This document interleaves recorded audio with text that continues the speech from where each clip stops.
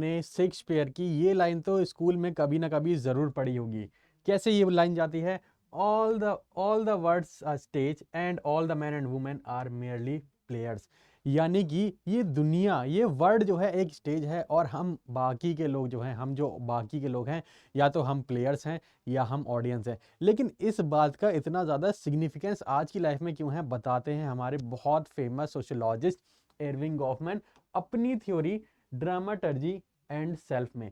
इसमें ये बताते हैं कि किस तरीके से इंसान ना front stage, back stage end of stage में जा करके परफॉर्मेंस करता है इस सोसाइटी में, है ना। तो जल्दी से समझते हैं ये कॉन्सेप्ट क्या कहलाता है। लेकिन उससे पहले मैं आपको बता दूं कि अगर आप CUET PG 2027 की सोशियोलॉजी सब्जेक्ट से तैयारी कर रहे हैं और एग्जाम क्लियर करना चाहते हैं, तो आप इस नंबर पे, ये हेल्पलाइन नंबर पे कनेक्ट करके आप किसी भी तरीके की हेल्प ले सकते हैं। और अगर आपको मेरा कोर्स लेना है, मेरे से पर्सनल 1-on-1 गाइडेंस लेनी है, तो ये तो रही मेरी मेल आईडी। इस पे आप मेरे से मैसेज कर सकते हैं, मैं आपको पर्सनली गाइड कर दूंगा। एंड करेंटली मेरे 2 बैच ऑनगोइंग हैं सोशियोलॉजी CUET PG 2027 से रिलेटेड। एक अल्टीमेट बैच 2.0 जिसमें आपको लाइव एंड रिकॉर्डेड दोनों क्लासेस मिलेंगी, और साथ ही साथ आपको 20 से ज़्यादा मॉक्स मिलेंगे एंड PYQs मिलेंगे सॉल्व करने के लिए। और अगर आपको आपकी तैयारी को एडवांस लेवल पर लेकर के जाना है ना, तो आप मेरा महापैक बैच ले सकते हैं। इसमें आपको 250 से भी ज़्यादा live and recorded classes, even जो फ्यूचर में भी मैं कोर्स लेकर के आता रहूँगा, वो भी क्लासेस आपको देखने मिलेंगी। साथ ही साथ इसमें एक फ़ायदा और है, आपको 180 से ज़्यादा मॉक टेस्ट यहाँ पे करने के लिए मिल जाएंगे। एंड साथ ही साथ में आपको स्ट्रक्चर्ड वे में PYQs and concept based questions भी आपको करने मिलेंगे। ठीक है, ये तो हो गई हमारी बात। लेकिन हमने ना सबसे पहले क्या समझना है, हमें समझना है ड्रामाटर्जी का मतलब। ड्रामाटर्जी जो है ये एक कॉन्सेप्ट है, यानी कि नाट्य शास्त्र। किसने दिया था? ये दिया था हमारे बहुत फेमस सोशियोलॉजिस्ट एर्विंग गॉफमैन ने। एर्विंग गॉफमैन क्या बोलते हैं? ये बोलते हैं social life is analyzed as a theatrical performance where individuals actors perform roles for an audience। यानी कि हम सब लोग ना एक तरीके की थिएटर परफॉर्मेंस में हैं, और हम सब कोई ना कोई किसी ना किसी तरीके का रोल देते रहते हैं या किसी ना किसी का रोल निभाते रहते हैं। किसके सामने? ऑडियंस के सामने। ऑडियंस क्या है? ऑडियंस है हमारा समाज। और हम कौन है? हम हैं एक्टर्स, हम हैं प्लेयर्स, है ना। और क्या बोलते हैं ये की प्रेमिसेस क्या है, इसकी मूल अवधारणा क्या है? वो ये है, इन्होंने ये जो कॉन्सेप्ट दिया था ना, इन्होंने अपनी बुक, इनकी जो बहुत फेमस बुक है, उस फेमस बुक का नाम क्या था इनका? इनका नाम था the presentation of self in everyday life. कब आई थी? ये 1959 में आई थी।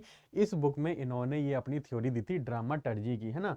Goffman belongs to the symbolic interactionist and micro social tradition. Goffman जो है ना हमारे, ये किससे रिलेटेड है? ये है प्रतीकात्मक अंतःक्रियावाद, यानी कि ये पर्सपेक्टिव है सोशियोलॉजी के अंदर, इससे ये रिलेटेड है। और सूक्ष्म समाजशास्त्र की परंपरा से भी ये हमारे एर्विंग गॉफमैन जो है लिंक्ड हैं, यानी कि इसी के बारे में ये बात करते हैं। अब देखिए ना, कुछ स्टेजेस इन्होंने बताई हैं, रीजंस बताए हैं कि इंसान ठीक है परफॉर्मेंस तो करता है, लेकिन कहाँ पे करता है। देखिए वो 3 स्टेजेस है। मैं ना एक एग्जांपल के हिसाब से आपको समझाता हूँ। 3 स्टेजेस कौन कौन सी हैं? पहली है फ्रंट स्टेज, दूसरी है बैक स्टेज, तीसरी है ऑफ स्टेज। फ्रंट स्टेज में क्या होता है कि कोई इंसान, भले ही वो क्लास में हो, या तो वो स्टूडेंट हो अगर वो क्लास में पढ़ रहा हो, या वो वर्किंग मैन हो, वो ऑफिस में काम कर रहा हो, तो उसका जो बिहेवियर होता है ना उसके बॉस के प्रति और उसके टीचर के प्रति काफी फॉर्मल होता है। वो एक मुखौटा पहन करके रहता है, और उसी के सामने ना, उसी के अकॉर्डिंग, अपने बॉस और टीचर के सामने उसी के अकॉर्डिंग बिहेव करता है। ये तो होता है हमारा फ्रंट स्टेज। यहाँ पे ना हम मुखौटा पहन करके एक्ट करते हैं। दूसरी आती है हमारी, कौन सी स्टेज आती है? Back stage. बैक स्टेज में क्या होता है कि जब हम अपना थोड़ा सा मुखौटा थोड़ा सा उतार देते हैं, पूरा अभी भी नहीं उतारते हैं, थोड़ा सा किन लोगों के सामने उतारते हैं? हम उतारते हैं अपनी फैमिली के सामने, हम अपने क्लोज फ्रेंड्स के सामने। तो उनके सामने ना हम अच्छे से बात करते हैं, थोड़ा खुल करके बात करते हैं, है ना। थोड़ा सा हमारा मुखौटा उतर जाता है, और यहाँ पे ना हम अपने रोल की प्रैक्टिस भी करते हैं। ये आ जाता है हमारा कौन सा? बैक स्टेज, यानी कि पृष्ठ, रंगमंच, नेपथ्य है, जो भी हिंदी में लिखा है देख लेना आप, है ना। तीसरा जो स्टेज है ना, ये बहुत इंपॉर्टेंट स्टेज है, ये है ऑफ स्टेज। ऑफ स्टेज में क्या होता है? इंसान ना अपना मुखौटा पूरी तरीके से उतार देता है, और ये सिर्फ वो अकेले में करता है। अकेले में यानी कि आपने देखा होगा ना, बॉस के सामने या टीचर के सामने आप अलग तरीके से बिहेव करेंगे, फ्रेंड्स एंड फैमिली के सामने, क्लोज फ्रेंड्स के सामने आप अलग तरीके से बिहेव करेंगे, एंड जब आप अलग होंगे ना, सबसे अकेले होंगे, एकदम एकांत में होंगे, तब आप एकदम ही अलग तरीके से बिहेव करेंगे। आप हंसेंगे, कूदेंगे, आपको पता है आपको कोई जज नहीं कर रहा, तो आप बहुत अच्छे से जो है ना वहां पे आपका जो सेल्फ, जो आपकी इनर आइडेंटिटी है ना, उसको आप उजागर करते हैं, एंड उसी के अकॉर्डिंग आप बिहेव करते हैं, है ना। तो बस यही 3 स्टेजेस उन्होंने बताए थे। इन 3 स्टेजेस के साथ साथ ना उन्होंने 2-3 चीजें और भी बताई थी। एक तो बताया था उन्होंने इंप्रेशन मैनेजमेंट। इसको भी मैं अगर एक सिंपल एग्जांपल के तौर पे आपको समझा दूं ना, इंप्रेशन मैनेजमेंट क्या होता है, जब सामने वाला इंसान आपके बारे में कोई धारणा बना ले कि ये इंसान तो ऐसा ही है, और उस धारणा को चेंज करने के लिए आप जो काम करते हैं, जो एक्शंस लेते हैं ना, उसे ही इंप्रेशन मैनेजमेंट इन्होंने बोला है ना। यानी कि अगर कोई ये सोच ले कि यार ये तो बहुत आलसी आदमी है, तो आप क्या करेंगे ना, वो अपने ऊपर वो टैग हटाने के लिए, आलस वाला टैग हटाने के लिए क्या करेंगे, आप जो है उसके उसी इंसान के सामने जो आपको आलसी बोलता है, बहुत सारा आप काम करेंगे ताकि उसके सामने आपकी ये धारणा खत्म हो जाए। दूसरा, फेस वर्क। फेस वर्क एक बहुत ही इंटरेस्टिंग एक बहुत ही इंटरेस्टिंग कॉन्सेप्ट है। इसमें क्या होता है ना कि जब पब्लिक प्लेस में हमें कुछ एम्बेरसमेंट हो जाती है, हम कुछ ऐसी हरकत कर देते हैं जिससे हमें शर्म आती है, तो उसको कवर करने के लिए हम फेस वर्क करते हैं। जैसे कि आप अगर कहीं पे बहुत लोगों के सामने खाना खा रहे हैं, अचानक से आपको छींक आ गई, तो छींक करके आप सॉरी बोलते हैं ना सबसे, तो छींका जो आपने, यानी कि सबकी अटेंशन आपके पास आ गई, सबने आपको देख लिया, तो आपको थोड़ी एम्बेरसमेंट फील होती है, लेकिन उसके बाद आप क्या बोलते हैं, आप सॉरी बोलते हैं, एंड फिर बाकी सारी चीजें नॉर्मल हो जाती हैं। तो इसी को इन्होंने फेस वर्क बोला है। तीसरा इन्होंने बोला रोल डिस्टेंस। रोल डिस्टेंस यानी कि तब होता है जब, ऑफ स्टेज में होता है, जब आप अपने रोल से बाहर निकल जाते हैं। यानी कि जब कुछ लोगों को लगता है ना देख करके, आप जो है मुखौटा पहन करके घूम रहे हैं ऑफिस में, अब ऑफिस में ही आपका एक बहुत क्लोज दोस्त बन गया, बहुत ही ज्यादा क्लोज, तो उसको लगता है कि आप जैसे बॉस के सामने बिहेव करेंगे, आपका जो बिहेवियर है नेचुरली वैसा ही होगा। तो आप क्या करते हैं, उस क्लोज फ्रेंड के साथ बात करते हुए ना, आप अपना वो मुखौटा उतार देते हैं, आप अपने वो वाले रोल से एकदम डिस्टेंस जब क्रिएट कर लेते हैं ना, और फिर आपके जो कॉलेज वाले, सॉरी ऑफिस वाला जो दोस्त है, उसके सामने एक नॉर्मल तरीके से आप जब बिहेव करते हैं, उसी को हमारे इरविंग गॉफमैन ने क्या बोला है, रोल डिस्टेंस। तो आपको समझ में आ गया होगा impression management, face work and role distance क्या बोला था हमारे इरविंग गॉफमैन ने। और क्या बताते हैं, और एक कलंक बताते हैं, ये स्टिग्मा। स्टिग्मा ना एक तरीके का कलंक होता है। इन्होंने बताया था कि दो तरीके के सोसाइटी में ना, इस वर्ल्ड में स्टिग्मा होते हैं। एक होता है डिस्क्रेडिटेड, यानी कि जो आपके शारीरिक अपंगता से रिलेटेड होता है, यानी कि फिजिकल डिसेबिलिटी। अगर आप फिजिकली डिसेबल है ना, ये पूरी तरीके से विजिबल होता है, नोन होता है ना, तो ये होता है हमारा डिस्क्रेडिटेड। लेकिन जो एक दूसरा होता है ना, डिस्क्रेडिटेबल, ये वाला जो कलंक है, ये हिडन होता है, ये सबको नहीं दिखता। ये या तो उन्हें दिखेगा जो आपको बहुत अच्छे से जानते होंगे, या किसी को नहीं दिखेगा। यानी कि इसमें क्या होता है ना, जैसे आपका क्रिमिनल रिकॉर्ड, यानी कि आपके क्लोज लोगों को ही पता है कि आपने कहाँ चोरी करी थी, या बचपन में कितनी ज्यादा शरारतें आप करते थे, है ना। Stigma is hidden and unknown, इस हिडन रहता है और अननोन रहता है। और क्या बताया था उन्होंने, एक इन्होंने कॉन्सेप्ट दिया था टोटल इंस्टीट्यूशंस का 1961 में।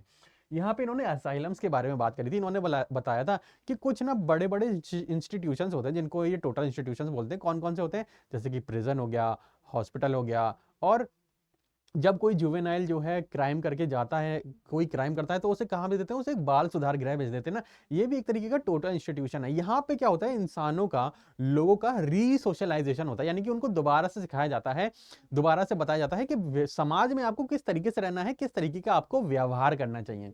ठीक है, तो आपको समझ में आ गया टोटल इंस्टीट्यूशन। अब इनकी बुक कौन सी थी, presentation of self in everyday life, है ना। अब इनकी जो इंपॉर्टेंट बुक्स हैं, और इन्होंने कौन कौन से उन बुक्स में क्या क्या कॉन्सेप्ट दिए हैं, वो उसकी टेबल यहाँ पर लिखी हुई है ना। The presentation of self in everyday life में इन्होंने क्या टॉपिक दिया था, इन्होंने क्या थीम दी थी, क्या इनका की कॉन्सेप्ट था, एक तो ड्रामाटर्जी था, dramaturgy and front back stage था, एंड इंप्रेशन मैनेजमेंट। दूसरी बुक थी इनकी असाइलम, असाइलम 1961 में आई थी। इसमें इन्होंने क्या कॉन्सेप्ट दिया था, total institution and modification of self का। थर्ड जो इनकी बुक थी 1963 में, कौन सी आई थी, stigma, notes on management and spoiled identity. इसमें क्या कॉन्सेप्ट था इनका, डिस्क्रेडिटेड एंड डिस्क्रेडिटेबल आइडेंटिटी। फोर्थ क्या था इनका, फोर्थ था 1974 में फ्रेम एनालिसिस। और इसमें इन्होंने क्या बताया था, इन्होंने बताया था organisation of individual experience and contact. तो ये कुछ इनकी चार इंपॉर्टेंट बुक्स थी जिसमें इन्होंने ये चार इंपॉर्टेंट कॉन्सेप्ट्स बताए थे, है ना। इन कॉन्सेप्ट्स को अगर आपको डिटेल में समझना है ना, तो आप अड्डा 247 के प्लेटफॉर्म पे जो मेरे 2 बैच चल रहे हैं ना, कोई सा भी एक बैच ज्वाइन कर लीजिए। वहां मैं एकदम स्ट्रक्चर्ड तरीके से तैयारी कराता हूँ, एंड इरविंग गॉफमैन को एकदम डिटेल में पढ़ाता हूँ स्टूडेंट्स को, है ना। और क्या है, थियोरेटिकल एवोल्यूशन। अब इन्होंने जो थ्योरीज दी थी ना, किस किस तरीके से दी, देखिए 1959 में, ये थोड़ा एग्जाम पॉइंट ऑफ व्यू से आपके लिए, ताकि आपको चीजें याद हो जाए, थोड़ा मैच करने की कोशिश कीजिए। 1959 में ड्रामाटर्जी, एंड 1961 में टोटल इंस्टीट्यूशंस, 63 में स्टिग्मा थ्योरी, एंड 74 में फ्रेम एनालिसिस। ये इनके कुछ इंपॉर्टेंट कॉन्सेप्ट्स थे जो हमारे इरविंग गॉफमैन साहब ने दिए थे। तो होपफुली आपको पूरा सब कुछ समझ में आ गया होगा। यही चीज मैंने इस स्लाइड में लिखी है कि आपको ना मैच करके सॉल्व करने है ना, मैचिंग करके आपको सॉल्व करनी है। ट्रेडिशन, माइक्रो ट्रेडिशन क्या था इनका, क्या किस स्कूल से थे हमारे सोशियोलॉजी के, ये थे सिंबॉलिक इंटरेक्शनिज्म और माइक्रो सोशियोलॉजी से। कोर टर्म्स क्या थी वो तो मैंने आपको ऑलरेडी बता दी है, सारी हमारी कोर टर्म्स है, dramaturgy, front back stage, impression management, face work, role distance, stigma, total institutions.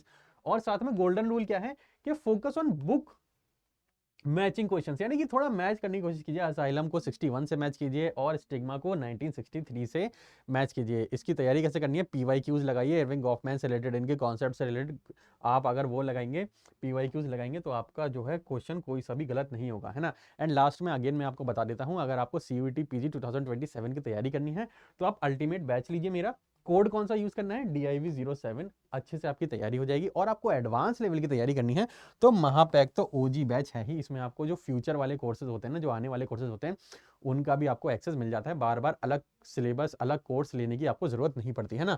अगर आपको कोई दिक्कत है, परेशानी है, आपको पर्सनल 1-on-1 गाइडेंस चाहिए ना, तो आप मेरे इस मेल ID पे बस हाय लिख करके भेज दीजिए, मैं आपके साथ कनेक्ट कर लूंगा।